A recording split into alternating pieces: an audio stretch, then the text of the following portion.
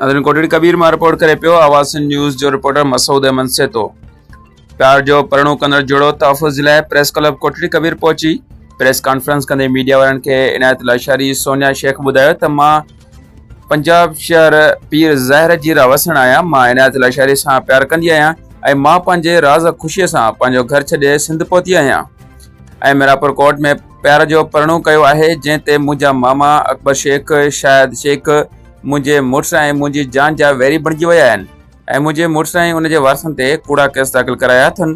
असांजी छोकिरीअ खे अगवा करे विया आहिनि जेको सरासर कूड़ आहे। मां पंहिंजे राज़ ख़ुशी सां इनायत लाशारी वटि आई आहियां ऐं हाणे असांजी जान खे ख़तरो आहे जॾहिं त असां IG सिंध ऐं ॿियनि आला ऑफिसरनि खे अपील था कयूं त असांखे तहफ़ुज़ फ़राहम कयो वञे त जीअं असां सुख सां ज़िंदगी गुज़ारे सघूं।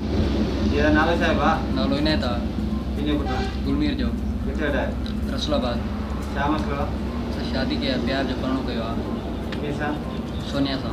सही किथे प्यार जो परणो कयो? असां मीरापुर में कोर्ट निकाह कयो आहे जी। SSP असांखे इहो तहफ़ुज़ कयो वञे जीअं सोनिया माइट असांखे धमकियूं पिया ॾियनि जी असांखे तहफ़ुज़ कयो। सोनिया। क्या? पापा का नाम बशीर अहमद है। मैं पंजाब से आई हूँ और अनाज के साथ शादी भी की है और मुझे जी हाँ। अच्छा। मैं आपकी मर्ज़ी से आई हूँ पंजाब से। सही। जी जिससे मेरा माँ बाप मेरी शादी करना चाहते थे हाँ। उससे मेरा दिल मुतमईन नहीं था। सही। इसलिए मैं अकेली आपकी अनाज के साथ आके और शादी भी की कर ली। अब क्या है आपको तहफ़ुज़ की ज़रूरत है? कौन धमकियाँ दे रहा है आपको? नहीं मामू आपको धमकी देते हैं। मामू दे रहा है? हाँ और? हमको डराते हैं। सही। और कौन है? और कोई नहीं।